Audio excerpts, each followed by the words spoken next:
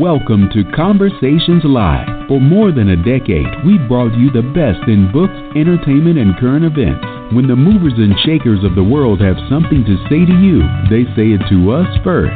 Now, here's your host, Cyrus Webb. And welcome back, everyone, to Conversations Live. I'm your host, Cyrus Webb. Glad you all could join us once again, whether you're tuning in on the radio dial here in Mississippi at WYAD 94.1 FM. We welcome you all back to our program, as well as tuning in through our online affiliates around the world. We're glad to have all of you with us as well. I know if I say the name Richard Grieco, many of you, of course, think about television, but I'm really excited to say he's been a part of some amazing projects, not only, of course, on television, but also movies, also with the art. And this year, he's been really behind the camera, being able to direct some great projects as well. Richard is back with us today to talk to us not only about his amazing year, but also what it's been like for him to do work that he loves, work that is creative and fun for him, and what it's been like for him, of course, to see the response as well. If you just don't hearing about his new projects, one in particular is called Chicago Road we'll tell you about. We'll let you all know at the end of our segment how you can stay connected with Richard. But Richard, hello to you and welcome back to the program. Oh, thanks to be here. Hey, look, the pleasure's definitely all mine, and I'm glad to have an opportunity to speak with you because, as I said to you before we began the segment, you've been quite busy this year in a lot of different ways. Of course, not only, in your work with the arts, but also with film as well. What has it been like for you, Richard, to kind of see all that you've been able to do this year and kind of be able to reflect on all you've been able to achieve? Well, it's kind of been an awakening in a lot of ways. As far as like Clinton Road, getting that off the ground, which took about 6, 7, 8 months, which is actually really quickly to get a movie off the ground, and then filming that in New Jersey, which Clinton Road is supposed to be the scariest road in North America, which it's really a creepy road, and directing that with Steve Stanless and producers Maurice Diavolo and Jody and taking it's almost like when you direct, I kind of put it in perspective and put it in a way where it's like having a blank canvas, and then you kind of paint a picture, and so It was a very ambitious shoot. A lot of great people in it. We had Ice-T in it, and Eric Roberts, and Vinny Pastore, and Ace Young, and Aaron O'Brien, and so working with them was a lot of fun, and I think we did a good film. I think we did a really, really good, scary, creepy, suspense, based on true event film.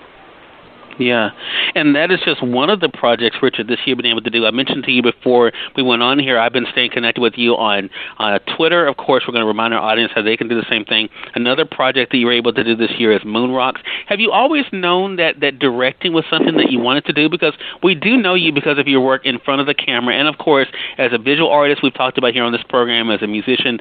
I mean, have you always known that creating, behind the camera is something you wanted to do? Yeah, even from in the early beginnings on Jump Street or Booker, I always was curious about camera moves, camera shots, lenses, lighting, this, that, and so I always kind of got involved with it really early, and then and there was a couple movies along the way in my career that I kind of directed out of necessity because the producers would want me to kind of fill in for a director that wasn't pulling his weight, so to speak. So it was kind of a natural for me. It's a natural progression for me to go into the directing world, and obviously I still like to be in front of the camera and doing everything else. But directing for me is something that I really enjoy, and it's really gratifying for me to see it. Now we're in post, we're editing now, and to kind of see it come to life. So. Yeah. For sure. And that, again, we're going to let our audience know at the end, Richard, how you can stay connected with those projects. When people look at your overall career, I mean, there are so many things we've gotten to know you for. And the exciting thing for me about that, Richard, has been is that you have not limited yourself. You are someone who definitely loves creating. Do you think at your heart that is just who you are? You're a person who appreciates all different aspects of the creative community. Oh, absolutely. I've always appreciated all the arts, and I think, and with a music background, or with an acting background, with an artist background, and then getting involved with producing before directing, and I just enjoyed every facet, whether it be music, dance, directing, acting, the theater. any kind of art form. I've always anytime someone can project and express themselves in a way that's different and forthcoming and something that's edgy or something that makes people think, I think is a pretty big accomplishment for anybody. Yeah. Yeah. Does your longevity in the entertainment business, Richard, does that kind of help you as far as not allowing the fear to stop you? Do you find that because you've been able to do this for so long, that kind of given you the confidence to try different things? Yeah, it's funny you mention that because you in the beginning you do have a little fear sense of, am I doing this right? Is it, worried about what people think? But I got over that pretty quick because I got really jolted into the forefront of being well known really quickly, and so I had to really kind of get on a horse really quick and either ride or fall. And so, and the directing thing is funny because I did that, and I wasn't. I mean, I kind of knew what I was going to do, and yet I did a lot of things on the fly, too, to create different things in the movie and different kind of suspense and different kind of shots and stuff like that. So I kind of just went along and just kind of did what I've always done, is kind of go, just be comfortable in what I'm doing and be confident in it and not being scared to fail. And then, because once you start thinking about, am I doing it right or doing it wrong, then that's when things start happening where you're not doing it right. Right. And I'll tell you, I mean, again, as I said, people have gotten to know you from so many great roles. And the other thing is, of course, you mentioned 21 Jump Street, and, there's not only been the TV series, there have been the movies. I mean, your longevity has really been fascinating to me because, there are so many people who come and go. What do you think has been part of the key for you? Because you have been, even as you've been directing, even if you've been pursuing the art, acting is something that you have not stopped. What do you think has kind of been that key for you, Richard, why you've been able to have the longevity you've had? I think I've always been kind of a straight shooter, in this business. I've always kind of kept my nose clean, but with that said, kind of did my own thing. I kind of went against the grain for a while, like when I stopped acting for 4 years just to paint. And I think just mixing things up, keeping people surprised at what I'm doing. When they see Clinton Road, they're going to be, wow, this is, it's a really good film. And then when I was directing Moon Rocks with Dan, we're still in process of finishing that up, and then trying to get the Booker movie off the ground, because I think the interest in the Jump Street movies would lend itself to doing a Booker movie. Obviously not the same budget, but it'd be more of a serious kind of a, balls out kind of a Booker 20 years down the road, kind of like John Wick meets Taken, so to speak. Got you. Yeah. Well, I think that's part of the fun, again, of watching what you've been able to do, Richard, and to be able, of course, to stay connected with you. I want to say for those who are just tuning in, either on the radio side or online, you're listening to Conversations Live. We're excited to welcome Richard Grieco back to our program today. Richard, of course, is known for his work in front of the camera, but also as a musician, as a visual artist. We talked about his visual art the last time that he was on the program. And this year he's been very busy, even though he's been acting, been very busy directing as well. Two of the projects we mentioned here, Moon Rocks, but also Chicago Road. Now, you mentioned, of course, Chicago Road. People will be familiar with that road. Richard, what is it that made you think... It's actually Clinton Road. I'm sorry, Clinton Road, right, yep. I'm sorry. What is it that made you want to be able to do this particular project when it comes to Clinton Road? Well, Steve Stanlis, my partner in it, one of my partners in it, we had this idea. He came up with the idea of Clinton Road, and I read about it, and I never knew that the impact it had all over the world about it being the scariest road in North America. So you get a lot of people from Europe and stuff like that going on the road and trying to find the different hauntings, the bridge, the house.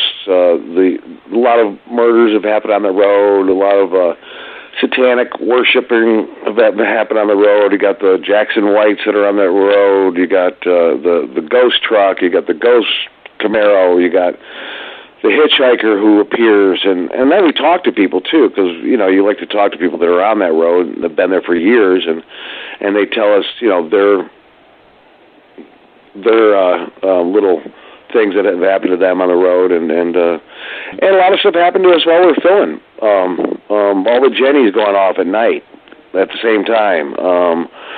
All of our phones, batteries dying at the same time. Just weird things like that. But it's a scary movie, and but it has a good story because I was very fortunate to have really, really good actors with us. So. Right. So. And that's been a key for you as well. I mean, to be able to work with people that you respect and that are there to help you bring these visions to life. What has that part of the journey been like for you, Richard, to be able to have the respect that you have among your peers, to be able to want to work with you on projects like these? I mean, to me, that's the kind of the biggest compliment you can get is from your peers, and to be around as long as I have, because I'm 48 years old, and it seems like I've been around for 48 years, and just to have that respect from them, because I do respect a lot of them as well, and I think it's mutual, and I think just always try to create something new, and just try not kind of just living on your laurels of, just be an actor, I'll just be this. For me, I just got to kind of do everything. Like even this one, I produced and directed Clinton Road with Steve Stanlis, and Maurice, and Jody, and so it's always kind of keeping yourself. And plus, I like what I do. Right. I like what I do, and I think that's the most important thing. Right. Well, even aside from what you've been able to do when it comes to the entertainment industry, another thing that's been very consistent for you, it seems to be, Richard, is the importance of giving back. I mean, you have, of course, these organizations that you've been able to work with and show your support. As your star continues to rise, why has that been so important for you to use your platform to be able to raise awareness for causes you believe in? It's just, if you have some type of voice and you don't use it, I think it's a waste. I mean, I like giving back to different charities and different schools and different places, even not just in the United States, across the world too. I just think it's very important to give back because, it's some people are in situations where they just can't help the situation they're in, and I think it's important to let people know, help out as much as I can, and also get other people involved, and keeping that aspect going. As far as it's always good to give back. Right. For sure. Well, I think that's a great thing for sure. And I think, as people kind of look at, this experience that you've been able to have, Richard, in doing what you love, you said something that I want to go back to. I mean, and that is, is when I asked you about the key to your longevity. I mean, I think the thing that about you is that you have not lost yourself in celebrity. And as you said, you've been able to do this for quite some time. What has been the key for that? Because, I mean, you've seen it. You've seen how so many people have gotten lost in the stardom. How have that not been able to be the case for you? I've always had a pretty level head. I mean, yeah, I've had my moments, like when I was a lot younger. Keeping a level head, I think keeping good people around me, and then the people that you start seeing are not good people, getting rid of them. I think I've never really been a Hollywood guy anyway, so I've always kind of kept to myself in this town anyway. So, you don't see me in the rags or in the Inquirer or this and that or any of those things. So right. I just kind of keep a low profile, and I think that goes a long way, Right, for sure. And it's been an example for other people who have wanted to get into the industry, Richard, as to what's possible for them, but also the keys. And I think you said something that's so important. I mean, I have long believed that not all press is good press, and I believe that there is something about, being able to be true to yourself along the way.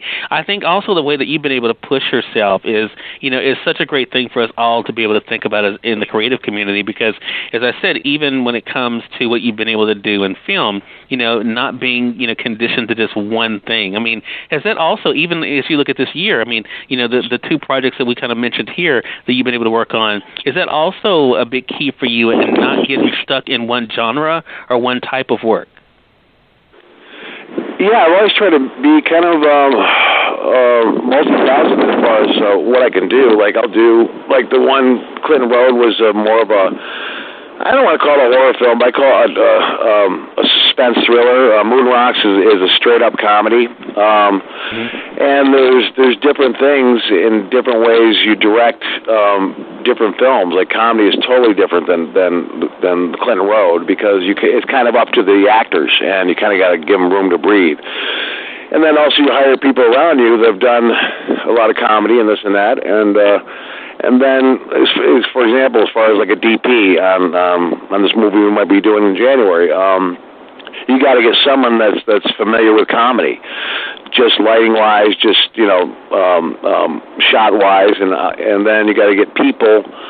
Like a lot of people in the next film got to play it straight, but they got to be funny. But the situation around them is funny, so you got to get people that aren't going to be trying to make a joke of it, because the more serious you take it, the funnier it is for the audience, so. Right. And then doing, there's a movie called Shadow that I want to do with Chris Ray, which is just a drama, and a real heavy drama. I think they all kind of are linear in a lot of ways. You just have a idea and a vision. I've been thinking about Clinton Road for 4 months before I even got there and shooting it. Shots I was going to do, and then once I got there and saw this where we were shooting and this and that, I still had the idea of what I was doing, but yet a lot of things change. So if you're pliable as a director, where you don't mind changing here or there to make things work, I think it helps out too. So. For sure. But we definitely invite our audience to stay connected with the updates for Clinton Road. You can find them on Twitter very easily. It's twitter.com/RoadClinton is the official Twitter account for them. And also Richard can be found quite easily as well. Just Richard_Grieco is where you all can find him there, especially when you stay connected with him. Richard, it's always great speaking with you. I really appreciate the time and looking forward to having you back as 2018 comes in. Oh, my pleasure, Cyrus. Yeah, appreciate that. And we thank you, our audience, for tuning in to another great segment of Conversations Live, and definitely want to thank our good friend Zach Tepperman for setting up another great conversation with us as well. We appreciate you, Zach. If you all came in late and missed part of the conversation with Richard, don't worry. Thanks to our online friends, you all can catch the replay right after we go off the air. The link is already available through our social media site. So head over to facebook.com/Cyrus Webb or go to twitter.com/Cyrus Webb. If you click on the link there, you can listen to the show completely for free and share with your friends from there too. Until next time, I'm your host, Cyrus Webb, saying as always, enjoy your day, enjoy your life, enjoy your world. Make sure you take out time to enjoy some good music as well as a great book. Thank you all for choosing Conversations Live today. You all make it a great one.